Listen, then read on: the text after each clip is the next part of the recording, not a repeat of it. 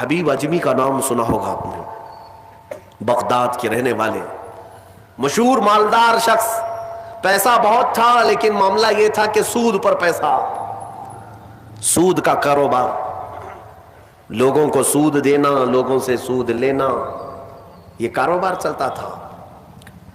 مسلمانوں اگر اپنے معاشرے میں سود کی بلا ہے تو فوراً توبہ کر لو۔ میرے آقا صلی اللہ علیہ وسلم کا فرمان عالی شان ہے، جس نے سود کا ایک لقمہ کھایا وہ گناہ اتنا بڑا ہے کہ جیسے کہ کعبے کے سامنے اس نے اپنی ماں سے زنا کیا۔ یہ بہت خطرناک چیز ہے، لوگ اس کو آج ہلکے میں لیتے ہیں۔ پیسہ ڈبل کرنے والا سسٹم مسلمانوں کو بہت جلدی پسند آتا ہے، کوئی بھی آ جائے کمپنی، چیٹ فنڈ کمپنیاں صرف مسلمانوں کے محلے میں ہی کامیاب ہوتی ہیں، باقی جگہ نہیں۔ لاکھ روپے دو اور تم گھر میں نواب صاحب بیٹھے رہو، ہر مہینہ 10-10 ہزار آتا رہے، یہ پتہ ہی نہیں کہ کس طرح سے آتا ہے۔ تمہارے گھر میں آنے والا ایک لقمہ بھی تمہاری تحقیق کے بغیر نہیں آنا چاہیے، تم مسلمان ہو۔ ایک سکہ بھی تمہارے گھر میں بغیر تحقیق کا نہیں آنا چاہیے۔ اگر مشکوک، یعنی جس میں شک ہے، حرام کی بات نہیں کر رہا ہوں، حرام تو بڑی بات ہے، جس مال میں شک ہے اس مشکوک مال کا بھی ایک لقمہ کھا لیا تو اولاد بگڑ جاتی ہے۔ بزرگوں نے فرمایا اولاد بدتمیز پیدا ہوگی، بد اخلاق ہو جائے گی، کردار سے عاری ہو جائے گی، اس کا خیال رکھو۔ تو میں عرض یہ کر رہا تھا کہ حبیب اعجمی سود کا کاروبار کرتے رہے۔ ایک دن ایسا ہوا کہ اپنی بیوی سے گوشت لا کر دیا اور کہا کہ پکاؤ۔ بیوی نے کہا لکڑیاں نہیں ہیں، کہا کہ میں فلاں کے اوپر میرا سود آتا ہے، سود میں وہ لکڑیاں لے آؤں گا، سود میں لکڑیاں بھی، گھر کا آٹا بھی سود میں لا کر کے دیے۔ بیوی نیک تھی، سمجھاتی رہی، اس دن دعا کرتی ہے مولا میرے شوہر، میرے سرتاج، میرے رفیق حیات کو ہدایت دے دے۔ جب چولہے پر یہ ہانڈی رکھی گئی، کھانا پک گیا، یعنی سالن پکا تو اس نے اتارا، حبیب اجمی دسترخوان پر تھے، ہانڈی کھولی گئی تو اس میں پکتا ہوا خون تھا، خون کے علاوہ کچھ نہیں۔ حبیب اعجمی نے پوچھا یہ کیا ہے؟ بیوی نے کہا جب لوگوں کا مال سود میں لا کر کے دو گے تو اللہ تعالیٰ تمہیں دنیا میں ہی خون کھلا رہا ہے، آخرت میں کیا عذاب ہوگا۔ بات اثر کر گئی، بات اثر کر گئی دل پر، اور ڈر بھی گئے کہ اپنی آنکھوں سے دیکھا کہ پکتا ہوا گوشت خون بن چکا ہے۔ فوراً پورے جسم میں کپ کپی طاری ہو گئی، توبہ کیا، کھڑے ہو گئے، گھر سے باہر نکلے تو راستے سے جا رہے تھے، بچے جو کھیل رہے تھے، ایک بچے نے پکار کر کہا اے بچے ہٹو، یہ سود خور آ رہا ہے، اس کی چھاؤں کہیں ہم پر پڑ گئی تو ہم برے ہو جائیں گے۔ بچوں میں بھی یہ بات آ گئی تھی۔ حبیب اجمی کو آج دل پر بات لگی، میرا رب کسی کے لیے ہدایت دیتا ہے تو کچھ ذریعے بنا دیتا ہے۔ حبیب اجمی اب رونے لگ گئے کہ میں اس قدر خستہ ہوں، اس قدر بدنام ہوں کہ بچے میری چھاؤں سے بھاگ رہے ہیں۔ اب سوچا کہ اب میں سود نہیں لوں گا اور نہ ہی اس کاروبار میں، سب کو چھوڑ دیا۔ لیکن اب مسئلہ یہ تھا کہ بچپن شروع سے کوئی کام کرنے کی عادت نہیں تھی، پیسہ دینا ہے مارکیٹ میں گھما کر کے بڑا کر کے لانا ہے، کام کرنے کی عادت نہیں تھی، فن نہیں تھا، ہنر معلوم نہیں تھا، اب کمائیں تو کیسے کمائیں۔ سوچا کہ اب اس چیز کو چھوڑ دیا ہوں، تو بیوی سے آ کر کے کہا میری رفیق حیات میں نے توبہ کر لیا ہے، میں نے توبہ کر لیا، آج کے بعد سے یہ سود کی طرف میں ہاتھ بھی نہیں بڑھاؤں گا۔ بیوی سجدہ شکر ادا کرتی اور کہتی ہے میرے رفیق، اے میرے زندگی کے ساتھی، اب فکر مت کرنا، میں تم سے کسی چیز کا مطالبہ نہیں کروں گی، آدھی روٹی بھی لاؤ میں صبر کروں گی، آدھی روٹی بھی آئی تو میں صبر کروں گی، اس لیے کہ آپ حلال رزق کی طرف جا رہے ہیں۔ کاش ہماری عورتیں ایسی ہوں جو اپنے شوہر کو سیدھے راستے پر لانے کا سبب بن سکے، ورنہ بہت ساری عورتوں کے مطالبات کی وجہ سے مرد حرام کاریوں میں پڑ گئے۔ تنخواہ تھوڑی سی ہے، عورت کے مطالبے زیادہ ہیں، اس کے مطالبے پورے کر نہیں پا رہا ہے تو حرام کاریوں میں مصروف۔ بہت سارے مردوں کے بگڑنے کی وجہ ان کی عورتیں بنی ہیں، اور جب پورا نہیں کر پاتے اور پیسہ بھی نہیں مل پاتا تو پھر نشے کی عادت لگ جاتی ہے، ٹینشن سے مکتی چاہیے، جو روز عورت مجھے گھر پہ جاتی پریشان کرتی ہے۔ میرے عزیزوں، وہ حبیب اجمی کی خاتون نے ان کو دلاسا دیا کہ جاؤ آپ نوکری کرو، نوکری کہاں کرتے, اب تک کرنے کی عادت نہیں تھی, عمر ہو گئی تھی. سیدھے گئے ایک دیہات, چھوٹا گاؤں تھا, اس گاؤں کی ایک مسجد تھی, مسجد کے اندر جا کر بیٹھ گئے. دن بھر بیٹھے رہے, نمازیں پوری پڑھ لی, عشاء کا وقت ہو گیا, نماز پڑھ کر کے اللہ کی بارگاہ میں رونے لگے, مولا کام کا آدمی نہیں ہو, اب تک کیا نہیں, اب میں اپنے گھر کیسے چلاؤں, تو میرے لیے کوئی انتظام فرما. رات کے وقت آئے, بیوی نے پوچھا کوئی نوکری ملی؟ کہاں مل گئی ہے, نوکری مل گئی ہے, بہت ہی اچھی جگہ پر ایک بادشاہ ہے, اس کے ہاں خدمت پر میں لگ گئے. کہا بہت اچھی بات ہے. دوسرے دن پھر گئے, اسی مسجد میں بیٹھے رہے. رات کو آئے, بیوی نے پوچھا کچھ اجرت ملی آج؟ جس بادشاہ کے ہاں کام کر رہے ہو تمہاری نوکری پر کچھ تنخواہ ملی؟ کہا نہیں, بادشاہ نے کہا ہے کل دے دوں گا.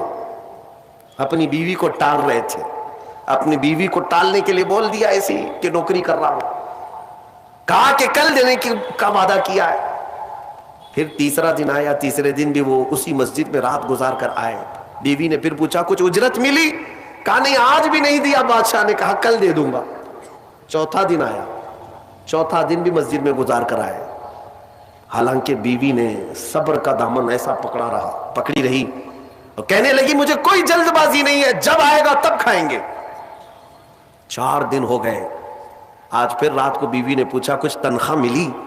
گھر کیسے چلے گا, 4 دن سے چولہا نہیں جلا گھر پہ. کہا آج بھی بادشاہ نے نہیں دیا, کہا کل دوں گا, روز کل روز کل. 5 دن گزر گئے. اس کے بعد وہ 5ویں دن ایسی ان کی کیفیت تھی کہ اب رات جب بہت زیادہ ہو گئی تو گھر کی طرف پلٹ رہے تھے, پاؤں بوجھل ہو گئے. پھر بیوی پوچھے گی آج تنخواہ ملی؟ روز جھوٹ بول رہا ہوں, روز جھوٹ بول رہا ہوں, مجھے کون تنخواہ دے گا؟ آج کیا بولوں اپنی بیوی کو, اپنی شریک حیات کو. جب وہ واپس پلٹے تو آج رات کو اپنے گھر کے باہر ہی دیکھتے ہیں گھر میں خوب اجالا ہے, گھر میں روشنی ہے.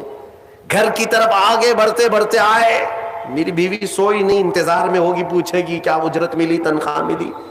لیکن جیسے ہی گھر کے اندر گئے, بڑا سا دسترخوان بچھا ہے, ہر قسم کے کھانے لگے ہوئے ہیں.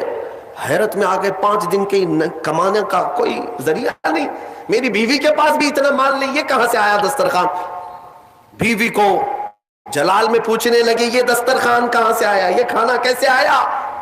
بیوی کہتی ہے کیا مذاق کرتے ہیں آپ, کیا مذاق کرتے ہیں آپ جس بادشاہ کے ہاں کام کرتے ہیں وہاں کا ایک سپاہی آیا تھا, وہی دسترخوان لے کر آیا اور سارا کھانا اسی نے دیا ہے, اور یہ مجھے کہہ کر گیا ہے اے خاتون تیرا شوہر رات میں آئے تو اسے کہہ دینا یہ تو 5 دن کی اجرت ہے, اور محنت کرے گا اور اجرت دی جائے گی. حبیب اجمی غش کھا کر گر پڑے. بیوی نے اٹھایا, پوچھا کیا بات ہے, کیوں غش کھا کر گر پڑے؟ ہوش آنے کے بعد کہتے میری رفیق حیات آج سچ بتاتا ہوں, میں نے کوئی نوکری نہیں کی, میں نکما آدمی, کوئی نوکری نہیں کی. مسجد میں جاتا تھا, خالی بیٹھا رہتا تھا. آج ڈر کر کے آ رہا تھا کہ تجھے جواب کیا دوں گا. وہ رحمان اس قدر غیرت مند ہے اپنے بندوں پر, اتنا رحیم ہے کہ تیرے سامنے شرمندہ ہونے سے بچانے کے لیے وہ جس کو بھیجا مولا وہ کسی بادشاہ کا سپاہی نہیں, وہ اسی رحمان کا کوئی فرشتہ آیا تھا جس نے کھانا دیا ہے. عزیزان گرامی, کہنے کے لیے بہت ساری باتیں ہیں, لیکن میں اتنی بات عرض کرنا چاہتا ہوں. زندگی گناہوں میں گزری, ایک بار توبہ کر کے حبیب اجمی کے آ گئے اور مولا کریم نے اپنے سارے دسترخوان ان کے لیے کشادہ کر دیے. اس کے بعد جانتے ہیں حبیب اجمی اسی دسترخوان سے اٹھ کر کے جو چلے گئے, ایسی عبادات, ایسے مجاہدات کیے, اللہ اکبر, اس مقام عظما پر فائز ہو گئے تھے کہ جس مقام کی غوث اعظم عبد القادر جیلانی بھی تعظیم کیا کرتے تھے رضی اللہ تعالی عنہ. میرے عزیز و حبیب اجمی اللہ کی بارگاہ میں وہ مقبول تھے کہ حضرت فضیل بن عیاض ایک دن ان کے پیچھے مغرب کی نماز پڑھنے کے لیے آئے. حضرت حبیب اجمی کی زبان میں تھوڑی لکنت تھی, تو قرات میں ان کی لکنت سمجھ میں آ رہی تھی, تو فضیل بن عیاض پیچھے سے نماز توڑ کے چلے گئے, اس کے پیچھے میں کیسے نماز پڑھوں. فضیل بن عیاض بہت پائے کے ولی ہیں, کہتے ہیں میں گیا تو 3 دن تک میری عبادت کا ذوق ختم ہو, لطف ہی ختم ہو گیا. میں بارگاہ مولا میں رونے لگا کہ مولا مجھ سے کیا خطا ہوئی. رات کے وقت مجھے غیب سے ندائی کہ فضیل تو نے میرے محبوب حبیب کی صرف زبان دیکھا, اس کے دل کی پاکی کو نہیں دیکھا. وہ اللہ کی بارگاہ کا مقبول ہے. جب چھوڑ دیتا ہے پچھلی چیزیں, وہ رحمان اتنا محبوب بناتا ہے, اتنا محبوب. میں نے ابھی ایک چیز پڑھی تھی, بغداد میں ایک شخص تھا, بڑے پیسے والا تھا, بہت پیسے والا تھا, اور ہر گناہ عادت تھی اس کی. پیسے والوں کی اکثر یہ چونچلے ہوتے ہیں کہ وہ سوچتے ہیں کہ عیاشی میں کہاں کہاں میں پیسے لگاؤں. شراب پیتا تھا, خوب عیش, جوا میں پیسے لگتے تھے, روز نئی عورتوں کے ساتھ اس کی صحبتیں. یہ اس کا مزاج تھا تو مسلمان, پیسہ زیادہ ہونے کی وجہ سے ایک غلط سنگت میں غلط عادتوں کا مالک. اس شخص کی عادت یہ تھی کہ روز ایک نیا گناہ کرتا تھا اور ڈائری بنایا ہوا تھا, اس میں سب لکھ بھی دیا کرتا تھا.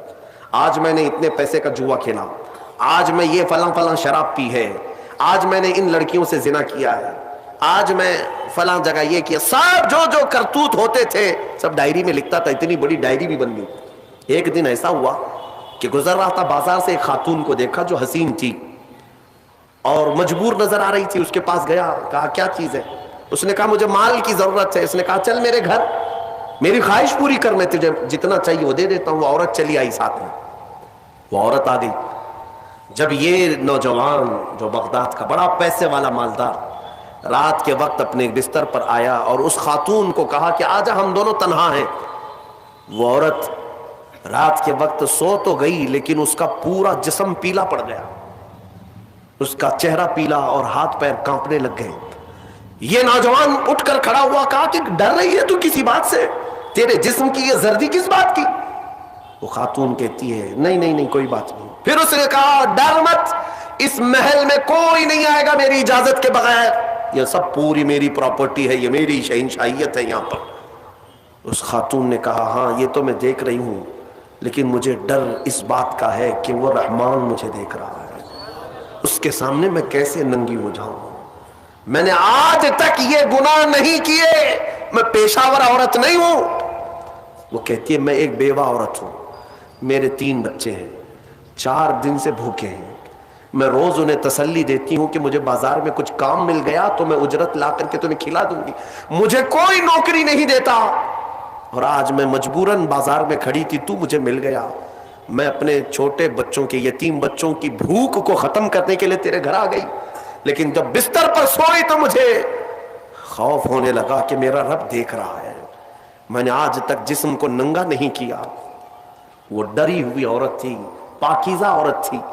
جب اس کی زبان سے یہ جملے نکلے تو یہ جو نوجوان تھا, جو گنہگار تھا, وہ کھڑا ہو گیا, کہا اے خاتون اٹھ جا, بستر سے اٹھ جا.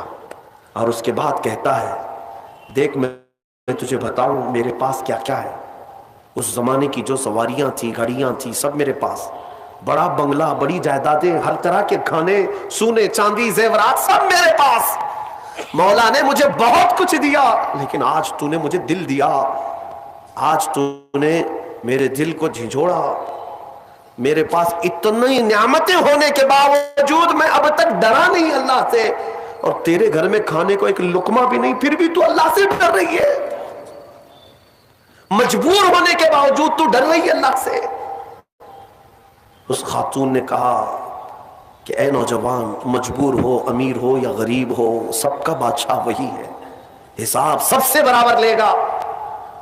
اس خاتون کو بہت سارے پیسے دے کر کے اس نوجوان نے رخصت کیا اور کہا جا تیرے بچوں کو کھلا, آج کے بعد کبھی بازار میں بھیک مت مانگنا. اور میں سمجھتا ہوں میرے گناہوں کا کفارہ ہے کہ میں تیری مدد کر دیا, تو باہر نہ آ. اور اس خاتون کو بھیج دیا. آج اس کو احساس ہوا اب تک کیسی زندگی گزارتا رہا, اس عورت نے مجھے جھنجھوڑ دیا ہے, جھنجھوڑ دیا ہے. رات کو مصلی بچھایا اور اللہ کی بارگاہ میں کھڑے ہو کر کہنے لگا مولا بہت گناہ کر چکا ہوں, بہت گناہ کر چکا ہوں, پورا جسم داغدار ہے. کیا مجھ جیسا آدمی بخشے جانے کے قابل ہے؟ کیا مجھ جیسا آدمی معاف کیے جانے کے قابل ہے؟ رویا جا رہا تھا اور اس کے بعد وہ سر اٹھا کر کہتا ہے اے رب میں نے اتنے گناہ کیے کہ لکھتے لکھتے میری ڈائری بھر گئی ہے, بک بھر گئی ہے.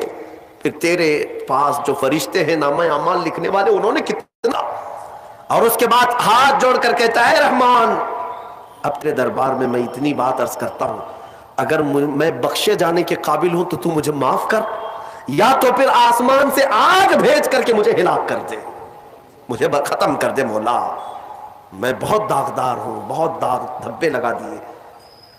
وہ روتے روتے روتے تھک گیا اور اس کے بعد اٹھتا ہے، توجہ، گھر کے اندر جا کر آج سچی توبہ کیا تھا، ڈائری وہ پھاڑنے کے لیے گیا جس میں روز گناہ لکھتا تھا، جو پچھلے سارے تھے ریکارڈ، کہتا ہے پھاڑ کر کے ختم کر دوں گا، آج کے بعد نشان بھی نہیں رکھنا ہے۔ جب وہ اپنے کمرے میں آیا، اس ڈائری کو اٹھایا جو برسوں سے لکھ رہا تھا، وہ حیرت سے ڈوب گیا اس بات پر کہ جب وہ ڈائری اٹھایا تو دیکھتا ہے پورے اوراق سفید ہے، لکھا کچھ نہیں، ایک حرف بھی لکھا ہوا نہیں ہے۔ ورق پلٹتا گیا، پلٹتا گیا، پلٹتا گیا، کچھ نہیں ہے۔ وہ ادھر ادھر دیکھنے لگا، اس میری ڈائری سے مٹایا کس نے، میرے سارے ریکارڈ کس نے مٹایا؟ اس کے جسم پر کپ کپی تاری تھی، راشا تاری تھا، رات کا وقت تھا، غیب سے ندائی، اے بندے جب کوئی پوری دنیا کو میرے لیے ترک کرتا ہے تو میں اس کے گناہوں کو بھی مٹا دیا کرتا ہوں۔ جب زندگی میں لکھی ہوئی ڈائریاں مٹ جاتی ہیں تو میرے مولا کو یہ اعمال نامے سے مٹانے میں دیر نہیں لگے گی۔ یمحو اللہ ما یشاء، اللہ جس سے چاہتا ہے وہ ساری چیزیں مٹا دیتا ہے۔